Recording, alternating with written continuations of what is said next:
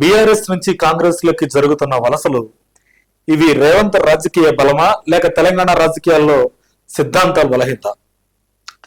రాజకీయాల్లో సిద్ధాంతాలు ఏమి లేవండి. కేవలం మనీ అండ్ పవర్. ఎవరికి పవర్ ఉంటే వాళ్ళతో పాటు పైన అటు ప్రజల్లో కూడా అలాంటిదే వచ్చింది చైతన్యం. తర్వాత సిద్ధాంతాలు లేకపోతే ఏమున్నాయని మీరు అడగచ్చు. ఆర్థిక లాభాలు, ఆర్థిక నష్టాలు.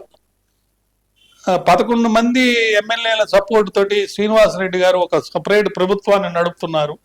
ఖమ్మం ఆయన అవసరమైతే ఆయనే సూడో చీఫ్ మినిస్టర్ అని కూడా ఒక వార్తలు మనం విన్నాం. ఇప్పుడు మన బెంగళూరులో జరిగేది ఏంది?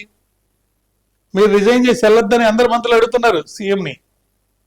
అట్లాంటిది ఇక్కడ లేదంటారా? లోపలేమి లేకుండా అంతా మామూలుగానే జరుగుతుందంటారా? కాబట్టి లేదు. ఒకటి. 2, కేసీఆర్తో ఎవరున్నారండి ఇప్పుడు? వాళ్ళందరూ సంపాదించుకున్న వాళ్ళందరూ ఎందుకు మాట్లాడలేకపోతున్నారు? మాట్లాడటం లేదు. ఎవరు ఏ పార్టీ ఉంది ఇక్కడ? బీఆర్ఎస్ ఉందా లేకపోతే టీఆర్ఎస్ ఉందా? కవిత గారు మాట్లాడే ఎన్నిటికి సమాధానాలు ఎక్కడ దొరుకుతున్నాయండి? ఆమె మొన్న దాకా ఎందుకు మాట్లాడడం లేదు? ఇప్పుడు ఆమె రేవంత్కి మద్దతుగా మాట్లాడుతున్నట్టుగా కనిపించడం లేదా?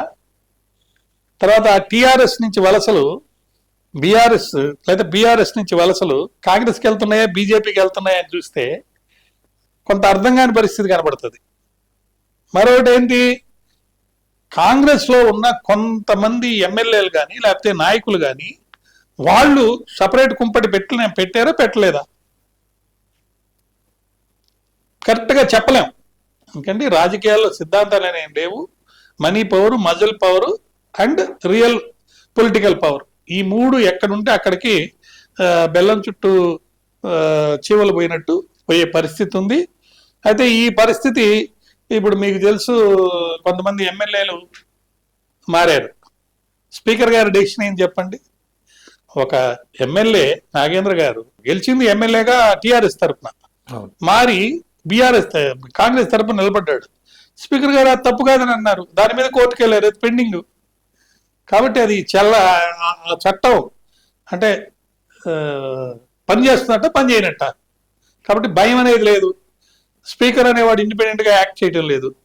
కాబట్టి ఆ పార్టీ వాళ్ళు ఈ పార్టీలోకి, ఈ పార్టీ వాళ్ళు ఆ పార్టీలోకి వాళ్ళ అవసరాలను బట్టి మారిపోతున్నారు. కాబట్టి ఆర్థిక ప్రయోజనాలు మళ్ళా నెక్స్ట్ టైం మనం ఏ పార్టీలో ఉంటే గెలుస్తాము అంటే ప్రజల యొక్క నాడిని బట్టి చేస్తున్నారు. కాబట్టి సిద్ధాంతం అనేది ప్రస్తుతం లేదు, సిద్ధాంత ప్రకారంగా జరగటం లేదు. కేవలం రాజకీయంగా లబ్ధి పొందేదానికి, పవర్ పొందేదానికి, డబ్బులు పొందేదానికి, ఆర్థిక వనరుల కోసం చేస్తున్న ప్రయత్నం ఇది. మరిన్ని అప్డేట్స్ కోసం మా కాయ్ టీవీని సబ్స్క్రైబ్ చేసుకోండి. మా వీడియో కనుక మీకు నచ్చినట్లయితే లైక్ చేయండి, షేర్ చేయండి. మీ విలువైన అభిప్రాయాలను కామెంట్ బాక్స్లో తెలియజేయండి.